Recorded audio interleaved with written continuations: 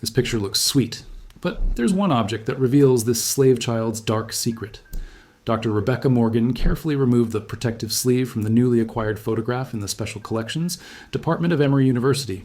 The sepia-toned image from 1857 showed two boys standing side by side on the porch of a grand southern home. One boy, fair-haired and smiling in an expensive suit, appeared to be around 8 years old. Beside him stood another boy of similar age, a black child in formal attire that was slightly too large for his thin frame. "Another staged plantation photograph," Rebecca murmured, familiar with how slaveholders often documented their human property alongside family members. She was about to return it to the archive when something in the lower right corner caught her eye. Partially visible at the edge of the frame, almost as if it had been accidentally included, lay what appeared to be a piece of paper on the ground near the black child's feet. Rebecca reached for her magnifying glass, her heart quickening as the details came into focus. "My God," she whispered. It was a slave auction notice, the corner showing a date, April 15th, 1857, and partial text, "Healthy Negro boy, Elijah, age 8, suitable for house or field." She checked the photograph's date stamp, April 13th, 1857, 2 days before the auction. Rebecca's hands trembled slightly as she turned the photograph over. On the back, elegant handwriting read, "William with houseboy, spring 1857. Below, in different handwriting, smaller and less practiced, "Remember Elijah." The black child in the photograph had a name and someone had wanted it preserved. His eyes, looking directly at the camera, held none of the forced cheerfulness of typical plantation photographs. They were steady, resigned, and heartbreakingly aware. Rebecca knew immediately this wasn't just another historical artifact. It was evidence of a moment frozen in time, the last documented day of a child's life before being torn from everything familiar. "We need to find out what happened to Elijah," she said to her assistant. "Someone wanted us to remember him. Now we will." Rebecca spread her research materials across the table, plantation records, auction documents, and newspapers from 1857 Georgia. The photograph of the two boys sat before her, Elijah's eyes seeming to watch her work. The plantation was Magnolia Creek, owned by the Harrison family, her assistant Daniel said, placing a ledger beside the photo. Financial records show they were struggling after the cotton blight of 1856. "Selling slaves to cover debts?" Rebecca nodded grimly. "A common practice." A newspaper advertisement confirmed the auction. "Estate sale at Wilkes County Courthouse. Negroes, livestock, and furnishings of Magnolia Creek Plantation, April 15th, 1857. Further down the list of items for sale, boy Elijah, age 8, house-trained, reads simple words, 600. Rebecca paused. He could read? That was unusual and illegal in most southern states. "Babe." She examined the photograph again, noting the careful positioning. The white child, William Harrison, centered and elevated slightly above Elijah. But something about the composition seemed off. "The auction notice shouldn't be visible," she said. "These photographs were carefully staged." Daniel nodded. "It's as if someone deliberately arranged for it to be in the frame." Their research led them to the photographer, Frederick Simmons, one of the few traveling photographers working in rural Georgia in the 1850s. His client list included wealthy plantation owners wanting family portraits. Most intriguing was a letter in Simmons' sparse records addressed to an abolitionist newspaper in Boston. "I send these images not for publication, as it would endanger many, but as evidence of what words alone cannot convey." He was documenting slavery while pretending to serve the plantation owners, Rebecca realized. In an inventory of items sold at the auction, they found the entry, "Negro boy Elijah, sold to James Fletcher of Charleston for $675. "We have a name and a destination," Rebecca said, her determination growing. "Now we need to find what became of him after he left Magnolia Creek." The trail was thin but present, leading them toward Charleston and the next chapter in Elijah's life. Rebecca traveled to the Charleston Historical Society, where a collection of Frederick Simmons' papers had recently been donated by his great-granddaughter. The aging leather portfolio contained correspondence, receipts, and most valuably, his private journal. "April 13th, 1857, Rebecca read aloud. "Completed portraits at Magnolia Creek. Harrison boy typically demanding. The other child, Elijah, remained still as stone throughout. He knows what comes. The auction notice fell from Harrison's pocket during the sitting. I repositioned it slightly rather than removing it. Small acts of truth are all I can manage in these circumstances." Further entries revealed Simmons's growing moral conflict, earning his living photographing the very society he had come to despise. "May 2nd, 1857, another entry read, "Received word that my Magnolia Creek photograph has reached Boston safely. Contact there believes it may be useful to the cause, though I fear too late for the child." Most significantly, Rebecca discovered Simmons had maintained a record of where his subjects ended up when possible. Next to Elijah, Magnolia Creek, he had written, "Sold to Fletcher, Charleston, reported literate, dangerous knowledge." Fletcher owned a shipping business, Daniel reported from his research. He purchased several young slaves that year for his household and as dock workers. Rebecca's investigation led her to Fletcher's business records, which included an inventory of household staff. Elijah appeared on the list as houseboy assigned to Mrs. Fletcher. Mrs. Emily Fletcher was involved with a women's reading society, Rebecca noted, reviewing the society's sparse records. Several members were quietly Northern sympathetic, though not openly abolitionist. A household ledger contained a surprising entry from Mrs. Fletcher. New boy showing aptitude with letters. Will continue instruction discreetly. She was continuing his education, Rebecca said, surprised. That was extremely unusual and risky. Most revealing was a letter from Emily Fletcher to her sister in Philadelphia. The child came to us already knowing his letters. Someone had clearly taught him, despite the laws against it. To extinguish such a light would be a greater sin than nurturing it in secret. The pieces were connecting, forming a more complex picture than Rebecca had initially imagined. A photographer documenting brutal truths, a child with forbidden knowledge, and a mistress making a dangerous choice. Elijah went from one unusual situation to another, she told Daniel. But what happened to him as the winds of war began to blow? Rebecca walked the narrow streets of Charleston's historic district, stopping before the 3-story townhouse that once belonged to the Fletcher family. Now an upscale restaurant, nothing marked its history as a place where a young enslaved boy with dangerous literacy once lived. Fletcher's household records from 1858-1861 showed Elijah's position evolving from houseboy to personal servant to the Fletcher's son, George, who was 2 years older. This pairing of enslaved and owners' children was common, Rebecca explained to her department head via video call. The enslaved child would serve as companion and servant, often sleeping on a pallet in the child's room. Most intriguing were entries in young George Fletcher's school primers, discovered in a family collection. Alongside George's practiced handwriting were other practice sheets, less refined, but showing remarkable progress. Someone else had been using the same books. Emily Fletcher was teaching them both, Rebecca theorized, using her son's education as cover for teaching Elijah. The outbreak of the Civil War in 1861 disrupted Charleston life dramatically. James Fletcher's shipping business records showed mounting financial troubles as Union blockades tightened around southern ports. A ledger entry from October 1861 recorded household reductions necessitated by war conditions, staff reduced by half. Boy Elijah retained at Mrs. Fletcher's insistence despite financial advisability of sale. She protected him, Daniel noted. More revealing was a diary entry from a neighbor's daughter describing a Christmas gathering. Mrs. Fletcher's houseboy surprised everyone by playing a complex Bach piece on the pianoforte. Mr. Fletcher seemed displeased by the display, though others were impressed. The boy was promptly sent from the room. His education was expanding beyond basic literacy, Rebecca said, which would have been increasingly dangerous as he grew older. The most significant discovery came from a Confederate military dispatch dated June 1862. Suspected Underground Railroad activity near Fletcher residence. Household to be monitored for Northern sympathies. Shortly after, a police report noted, Negro boy approximately 13 years missing from Fletcher household. Suspected runaway, possibly harbored by Unionist sympathizers.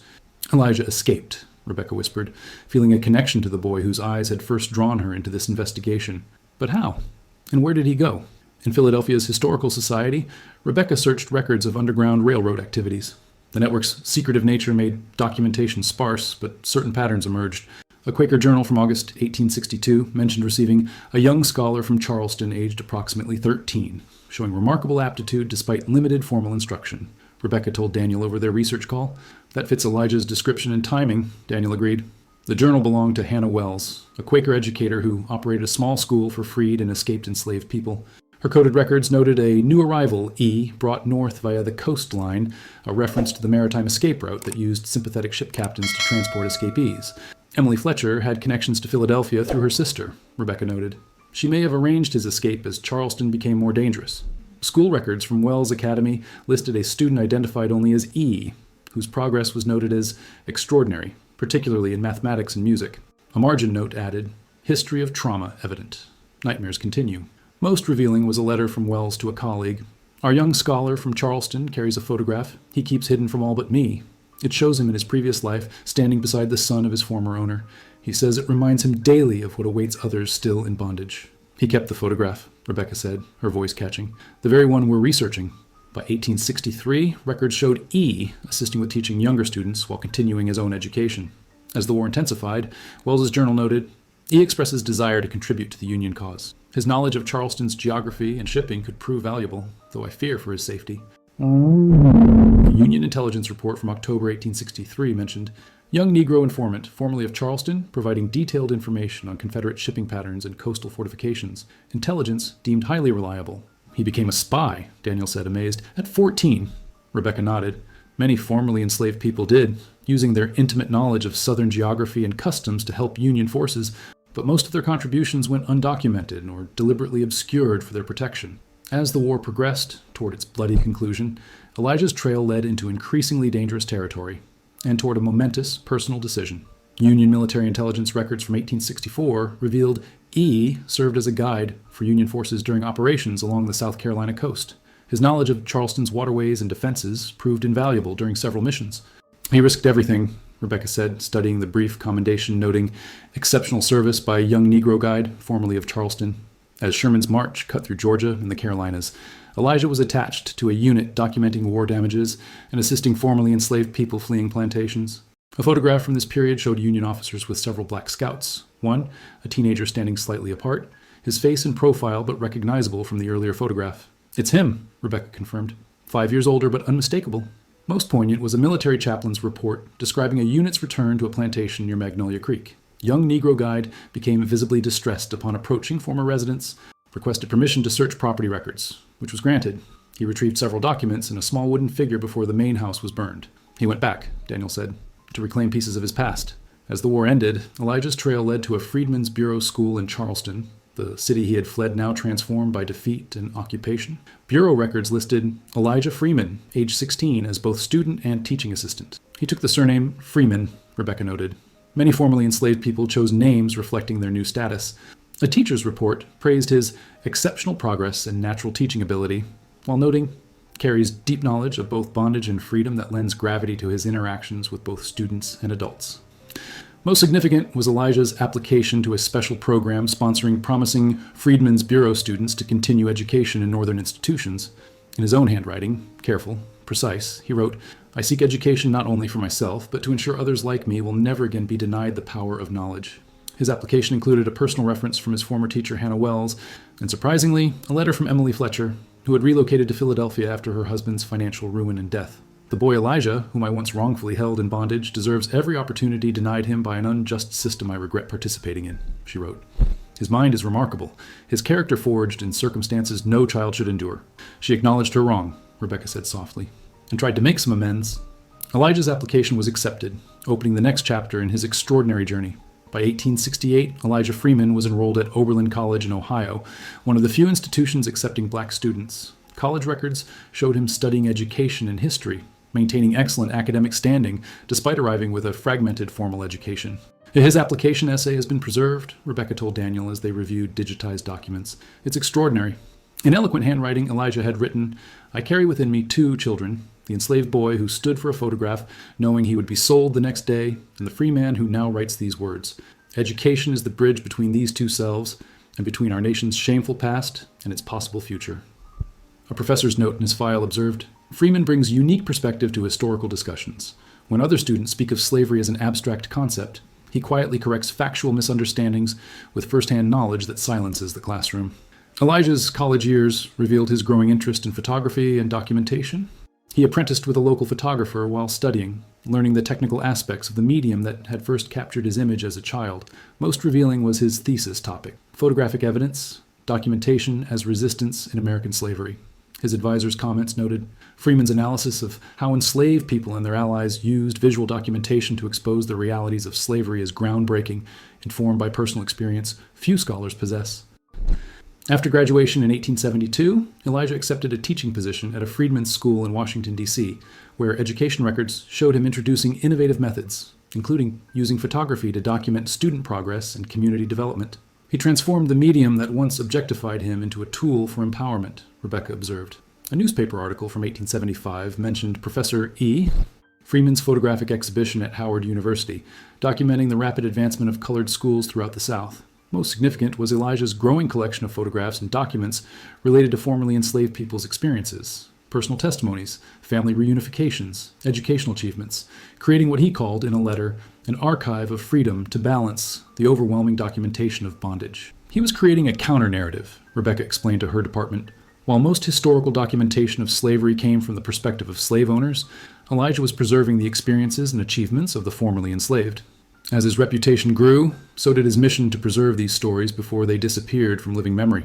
By the 1880s, Professor Elijah Freeman had established the Freeman Historical Collection at Howard University, one of the first archives dedicated to documenting African American experiences from the perspective of the communities themselves. His approach was revolutionary. Rebecca explained during her presentation to museum curators. While most institutions collected plantation records and slave owner accounts, Freeman focused on gathering personal narratives, photographs, and documents from formerly enslaved people. Newspaper accounts described Freeman traveling throughout the South, carrying his camera and recording equipment to document elderly, formerly enslaved people's stories before they were lost. A journal entry revealed his urgency. Each passing year claims more voices that can speak directly of bondage. Their testimonies must be preserved if future generations are to understand the full human cost of slavery. Most poignant was Freeman's return to Charleston in 1885 to document the former Fletcher household and interview remaining community members who remembered the antebellum period. His field notes recorded, "Standing before the house where I once served produces a storm of emotions I cannot fully capture in words. The boy I was would never have imagined the man I've become returning with a professor's title and the freedom to document rather than be documented." During this trip, Freeman also visited Magnolia Creek Plantation, now abandoned and decaying. His photograph of the ruined main house was captioned, "Where William played while I awaited sale. Both of us children, yet worlds apart." His most significant work came in documenting Reconstruction's achievements and subsequent challenges as Southern states began implementing Jim Crow laws. Freeman's photographs and writings created a vital historical record of this pivotal period, capturing both progress and backlash. He understood he was witnessing crucial historical transitions, Rebecca noted, and that dominant narratives would likely erase or distort them without proper documentation. By the 1890s, Freeman had compiled an extraordinary archive that challenged the emerging lost cause mythology, romanticizing the antebellum South. His collection included the original photograph from Magnolia Creek, the image that had started his journey and now served as a powerful teaching tool in his lectures about slavery's reality. When asked by a student why he kept the painful photograph, Freeman reportedly answered, "Because the auction notice in the corner tells a truth many wish to forget, and the eyes of that child remind me daily of our obligation to remember." In 1901, at age 52, Professor Freeman received an unexpected letter that would lead to an extraordinary reunion. The letter, postmarked from Boston, read, "Dear Professor Freeman, I believe you may be the boy Elijah from my father's photograph, taken at Magnolia Creek in 1857. I am William Harrison, Jr., and I have spent years wondering what became of you." Rebecca discovered this correspondence in Freeman's archived papers, along with his careful draft response. "Mr. Harrison, your letter has found the boy from that photograph, though he exists now only in memory. The man who writes to you today would welcome a meeting, though I wonder what you seek from such an encounter." After several exchanges, they arranged to meet at Howard University, where Freeman had insisted the reunion take place, on grounds where I am professor, not property, as he wrote to a colleague. A photographer documented their meeting, the former plantation heir, now a businessman in his 50s, and the former enslaved child, now a distinguished academic. The photograph showed two middle-aged men seated in Freeman's office, surrounded by books and historical artifacts. Freeman's journal entry afterward was revealing, "Harrison remembers our childhood differently, recalls us as playmates, despite the vast chasm between our circumstances. Yet he seems genuinely interested in understanding. He brought his father's plantation journals, which contain information about my parents I never knew. For this alone, the discomfort of our meeting was worthwhile. Most significant was what William Harrison revealed about the photograph itself. His father had commissioned it specifically because Elijah was to be sold, a remembrance of a child William had grown attached to. The auction notice had indeed fallen accidentally into the frame, but the photographer had noticed and subtly ensured it remained visible. The photograph that documented my sale became the evidence that preserved my memory," Freeman wrote, "and now completes a circle neither the photographer nor my former masters could have imagined." After their meeting, Harrison donated his family's plantation records to Freeman's collection, an unprecedented transfer of historical materials that allowed Freeman to document aspects of plantation life rarely accessible to Black historians of the period. Freeman's collection grew to include this remarkable correspondence and reunion documentation, which he framed as evidence that history is not merely what happened, but our continuing relationship with the past, a conversation across time that can occasionally bend toward reconciliation and truth. In the Smithsonian's National Museum of African American History and Culture, Rebecca stood before the newly installed exhibition, Documented, Professor Elijah Freeman and the Photographic Record of Freedom. The original Magnolia Creek photograph held the central position, the image of a child about to be sold, now properly contextualized within the extraordinary life that followed. Beside it hung Freeman's own photographs, documenting Reconstruction, education initiatives, and formerly enslaved people's testimonies. "What moves me most," Rebecca told the gathering of historians and descendants at the exhibition opening, "is how Freeman transformed documentation from a tool of objectification into one of empowerment and historical preservation." The exhibition traced Freeman's remarkable journey from enslaved child to educator, photographer, and pioneering historian. His Freeman collection had grown into one of the most significant archives of African American experience. preserving countless voices that might otherwise have been lost. Most powerful was the section displaying Freeman's own reflections on the meaning of his life's work, written in 1910. I began as a subject of history, photographed as property, documented in ledgers and auction notices. I will end as an author of history, having created an archive that future generations may use to understand not just what was done to us, but what we did, thought, created, and dreamed despite it all. Among the attendees were descendants of both the Freeman and Harrison families, the living legacy of both the enslaved and enslaver, now united in honoring a shared, if painful, history. Elizabeth Freeman Davis, Elijah's great-granddaughter and a historian herself, stood before the original photograph that had started it all. My great-grandfather would be proud to see his work continuing, she told Rebecca. Not just preserving the past, but using it to understand our present. As visitors moved through the exhibition, many paused longest before the original photograph, studying the auction notice in the corner and the knowing eyes of the child who would transform his documentation into a lifelong mission of historical preservation and truth-telling. The small boy from Magnolia Creek Plantation, positioned as a prop in a white child's portrait, had indeed been remembered, not as property to be sold, but as a pioneer who ensured that enslaved people's experiences would be documented in their full humanity, complexity, and truth. Through the power of a single photograph and the remarkable life that followed, visitors could trace a path from objectification to agency, from property to professor, revealing a story of resilience and reclamation that had almost been lost to history.